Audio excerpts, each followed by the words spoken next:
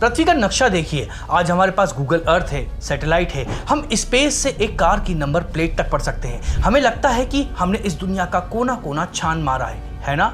लेकिन क्या हो अगर मैं आपसे कहूं कि हिमालय की पहाड़ियों में बर्फ की सफेद चादर के नीचे एक ऐसा इलाका है जो नक्शे पर तो है लेकिन असलियत में गायब है। एक ऐसी जगह जिसे दुनिया के सबसे ताकतवर तानाशाह हिटलर से लेकर स्टालिन तक और CIA से लेकर KGB तक सब ने पागलों की तरह ढूंढा।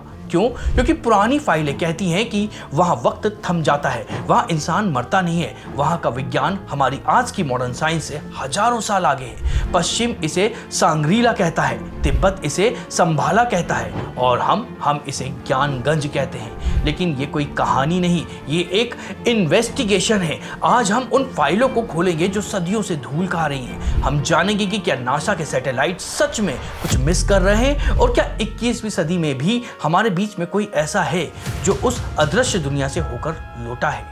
चलिए शुरुआत बिल्कुल बेसिक से करते हैं, लॉजिक से। अगर हिमालय में कोई शहर, कोई मठ या कोई गुप्त साम्राज्य होता तो अब तक दिख जाना चाहिए था, राइट? आज हमारे पास थर्मल इमेजिंग है, रडार है, आप एक छोटा सा बंकर भी नहीं छुपा सकते हैं। पूरा शहर तो दूर की बात है। लेकिन यहाँ पर एक पेच है, एक बहुत बड़ा ग्लिच है। जब आप हिमालय में कुछ खास हिस्सों में जैसे कि नंदा देवी के आसपास या कैलाश के उत्तर में सैटेलाइट के स्कैन करते हैं तो वहां अक्सर कुछ अजीब होता है। पायलट बताते हैं कि वहां कंपास काम करना बंद कर देता है। कुछ पर्वतारोही जो रास्तों पर गए वो या तो वापस नहीं आए या अगर आए तो उनकी यादें मिट चुकी थी। इसे आप संयोग मत समझिए, ये एक पैटर्न है। द्वितीय विश्व युद्ध के दौरान कई पायलटों ने दावा किया कि उन्होंने हिमालय के ऊपर उड़ते हुए नीचे हरी भरी घाटियां देखी हैं, जहां बर्फ के नीचे बीचों बीच पिरामिड जैसी संरचनाएं चमक रही थी। -40 डिग्री में हरी घाटी असंभव है, लेकिन एक नहीं दर्जनों रिपोर्टें दर्ज हुई हैं। तो सवाल यह है कि क्या वो सब झूठ बोल रहे हैं या फिर हम कुछ गलत देख रहे हैं? यहीं पर आर्ट ऑफ कैमोफ्लेज यानी छलावरण का सिद्धांत आता है। पुराने ग्रंथ कहते हैं कि ज्ञानगंज भौतिक ईंट या पत्थर की जगह ये एक साइकोफिजिकल जगह है। मतलब ये है कि उसी जगह पर मौजूद है जहां आप खड़े हैं, लेकिन उसकी फ्रीक्वेंसी आपसे अलग है। जैसे रेडियो पर आप 98.3 ट्यून करते हैं तो आपको 104 का गाना सुनाई नहीं देगा, भले ही वो गाना हवा में मौजूद हो। ठीक वैसे ही ज्ञानगंज के निर्देशांक मतलब कोऑर्डिनेट नक्शे पर नहीं है, चेतना मतलब कॉन्शियसनेस में है। लेकिन दुनिया को ये बात समझ नहीं आई। उन्हें लगा कि ये कोई खजाना है, ये कोई हथियार है और इसी गलतफहमी ने शुरू किया इतिहास का सबसे बड़ा और सबसे गुप्त मेनहंट। आगे मैं आपको वो सबूत दिखाऊंगा जो साबित करते हैं कि हिटलर, रूस के जार और अमेरिका के राष्ट्रपति सब अनजाने में एक ही भारतीय रहस्य के पीछे भाग रहे थे और उन्हें जो मिला वो उनकी समझ से बाहर था। आप यकीन नहीं करेंगे कि दुनिया के नक्शे पर अलग अलग जगह निशान लगाने वाले वो लोग दरअसल एक ही दरवाजे को खटखटा रहे हैं, बस उन्हें चाबी नहीं मिली है। वो चाबी क्या थी और वो किसके पास थी? अब जरा इस गुत्थी को ग्लोबल लेवल पर सुलझाते हैं, क्योंकि ये सिर्फ भारत की कहानी नहीं है, ये पूरी दुनिया का एक साझा भ्रम है, मतलब कंफ्यूजन है। 1930 का दशक जब दुनिया युद्ध के मुहाने पर थी, लेकिन इस शोर के बीच में जर्मनी के एक गुप्त मिशन हिमालय के लिए निकल चुका था। लीडर कौन था? अर्नस्ट शेफर और स्पॉन्सर हेनरिक हिमलर और नाजी पार्टी। वे वहां बर्फ या पहाड़ नापने नहीं गए थे। उनकी सीक्रेट फाइलों में जिक्र था एक जगह का जिसे वो एगार था या फिर आर्यन पूर्वजों की भूमि कहते थे। उनका मानना था कि वहां एक वरिल नाम की शक्ति छिपी हुई है जिससे दुनिया जीती जा सकती है। क्या ये आपको अजीब नहीं लगता? एक तरफ हिटलर की सेना और दूसरी तरफ रूस के जासूस निकोलस रोरिक के नेतृत्व में उसी इलाके को छान रहे थे। रोरिक ने तो यहां तक दावा किया है कि उन्होंने अपनी डायरी में उस जगह के अजीबोगरीब उड़ने वाले यानों का स्केच भी बनाया था। अब जरा आप डॉट को कनेक्ट कीजिए। पश्चिम में प्लेटो ने अटलांटिस की बात की थी, एक उन्नत सभ्यता जो गायब हो गई। ग्रीस में हाइपरबोरिया की कहानियां हैं, उत्तर की वो जमीन जहां सूरज कभी नहीं डूबता है। साउथ अमेरिका में एल्डोराडो, सोने का शहर, और तिब्बत में संभाला, बर्फ के बीच छिपा स्वर्ग। सबके वर्णन एक जैसे क्यों हैं? हर जगह अमर लोग, हर जगह उन्नत तकनीक, हर जगह शांति और ज्ञान। मेरा इन्वेस्टिगेशन ये कहता है कि ये सब अलग अलग जगह नहीं थी, ये बस अंधी के हाथ में हाथी मतलब blind man and the elephant वाली कहानी है। हर सभ्यता ने हिमालय के उस ऊर्जा केंद्र की झलक पाई, लेकिन अपने अपने चश्मे से। किसी ने इसे पाताल कहा, किसी ने इसे आकाश और किसी ने खोया हुआ शहर। ये सब एक ही भारतीय रहस्य सिद्ध आश्रम का पता लग रहे हैं, लेकिन उन्होंने सबसे बड़ी गलती कर दी। उन्होंने इसे जमीन मतलब ज्योग्राफी पर ढूंढना शुरू कर दिया। जेम्स हिल्टन ने जब लास्ट होराइजन लिखी और शंग्रीला का नाम दिया तो पूरी दुनिया उसे पाकिस्तान और चीन के बॉर्डर पर ढूंढने लगी। सबने नक्शे छान मारे, लेकिन उन्हें सिर्फ पत्थर मिले। क्यों? क्योंकि जिसे वो ढूंढ रहे थे उसका नक्शा किसी कागज पर नहीं था। उसका नक्शा एक परंपरा के अंदर सुरक्षित था, जिसे सिर्फ भारत के कुछ खास योगी ही जानते हैं। ये सब थ्योरी और पुरानी किताबें हैं, राइट? आप कहेंगे कि सबूत दिखाओ। क्या किसी ने अपनी आंखों से देखा है? जवाब है हाँ। सिर्फ देखा ही नहीं है, वहां रहा भी है, और वो भी हजारों साल पुराने ऋषि नहीं, बल्कि आधुनिक भारत का एक जाना माना नाम। आगे हम उस फाइल को खोलेंगे जो अंग्रेजों के जमाने में कोलकाता की सड़कों पर हलचल मचा गई थी। एक ऐसा गवाह जो वहां से वापस आया और अपने साथ कुछ ऐसा लाया जो नामुमकिन था। वो आदमी जिसने भरी सभा में मरे हुए फूल को जिंदा कर दिया और कहा ये जादू नहीं, ये ज्ञानगंज का विज्ञान है।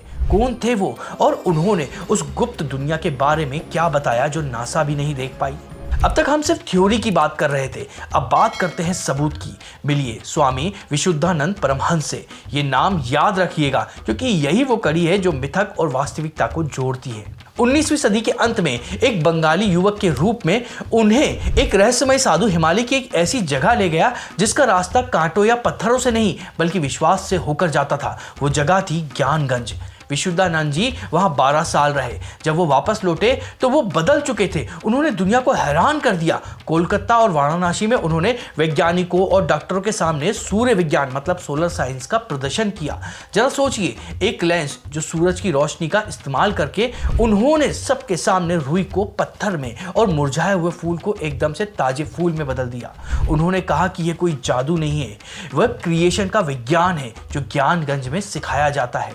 उन्होंने जो विवरण दिया वो रोंगटे खड़े कर देने वाला था। उन्होंने बताया कि ज्ञानगंज कोई गुफा नहीं है, वो एक पूरा साम्राज्य है। वहां बिल्डिंग्स हैं, आश्रम हैं, लेकिन वे हमारी दुनिया के पदार्थों से नहीं बनी है। वहां रहने वाले योगी, जिन्हें हम सिद्ध कहते हैं, सैकड़ों सालों से जीवित है। वहां बीमारी नहीं होती, वहां बुढ़ापा नहीं होता है। विशुद्धानंद जी ने बताया कि वहां के निवासी मन की शक्ति से बात करते हैं, मतलब टेलीपैथी से बात करते हैं। वहां जाने के लिए आपको पहाड़ चढ़ने की जरूरत नहीं है, बल्कि अपनी चेतना के उस फ्रीक्वेंसी को ट्यून करने की जरूरत है। जैसे ही आप उस स्तर पर पहुंच जाएंगे, वो जगह आपके सामने प्रकट हो जाएगी। यही वजह है कि सैटेलाइट फेल हो जाते हैं, कैमरा उसे रिकॉर्ड नहीं कर सकता है, लाइट रिफ्लेक्ट नहीं करता है। ज्ञानगंज लाइट के परे है।